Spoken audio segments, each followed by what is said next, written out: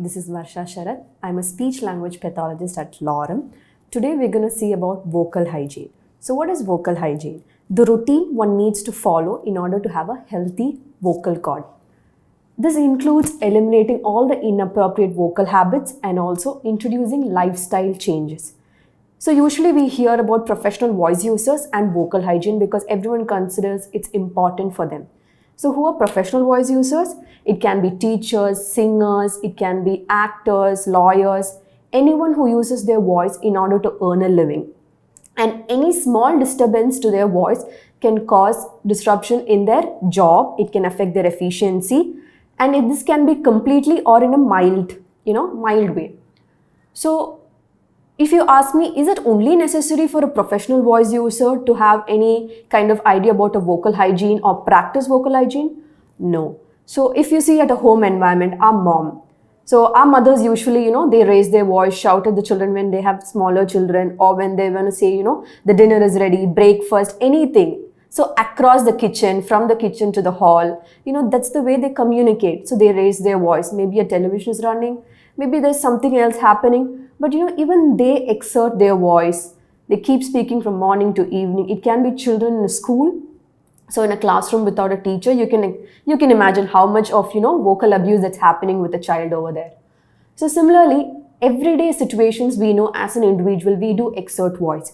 So it's very important for us to know about the vocal hygiene and how we're supposed to take care of our voice. Because it's high time with our health, we also take care about our voice. So what can be done in order to, take care of your voice? There are a few things. So the first includes the vocal habits that we're supposed to introduce. So like we scream or shout in order to communicate. We did not do that. We can always maintain a normal pitch or a normal loudness that we usually speak.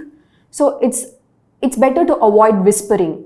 So when we whisper, we are going beyond or below our or lowering our pitch. So this is also harmful for our vocal folds if it's for a longer duration of time. Similarly, when we introduce habits like imitating a person or impersonating a person, when we are not actually under a professional guidance, what we do here is abusing our voice. So we look for opportunities to project our voice, but we don't know the right way to. So here also it's harmful for our vocal folds. What else can be done, in order to maintain a very healthy vocal fold is to make sure that you speak in your own voice and also give ample breaks. So if you're speaking for a long duration of time, what you can do is take a break. So maybe if you're a teacher, then you might have classes back to back, but always have a 5 minutes break in between your class. And also one important thing is to stay hydrated. So hydration, why is it important? Our vocal folds, work in a very beautiful manner, but if it's not lubricated properly, if there is dryness, then there's a chance of friction. So when there's friction, it can lead to many other conditions, which includes any vocal fold pathology. It can be a vocal nodule, which is very common among the teachers.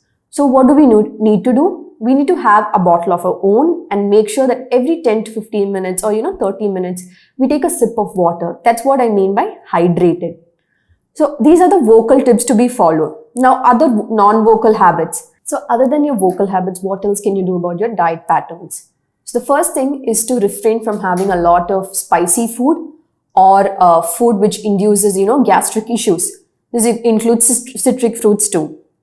So gastric issues when, you have a gastric reflux, and this is caused by a food, which is mostly you call it as a GERD, gastroesophageal reflux disorder. So in this case, this also brings a vocal change due to the irritation in your laryngeal area. Now, what can you do? When you have a food or you consume your food or dinner, we give a space that is 2 hours before you go to bed. That's when you consume your food.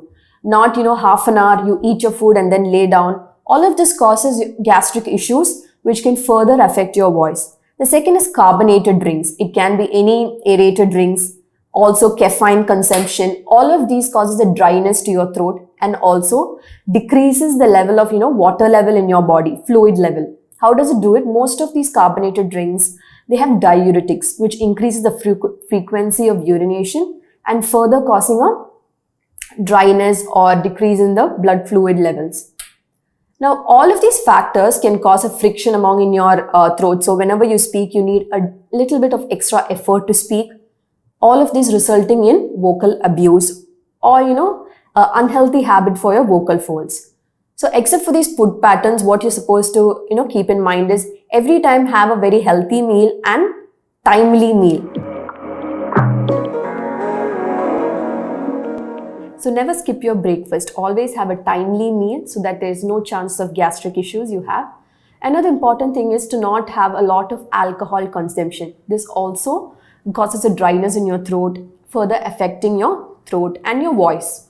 Smoking. Smoking is also another factor which is very much harmful for your voice. So more the smoking habit you have, it's more harmful for your voice. So these are some habits that you need to inculcate in yourself.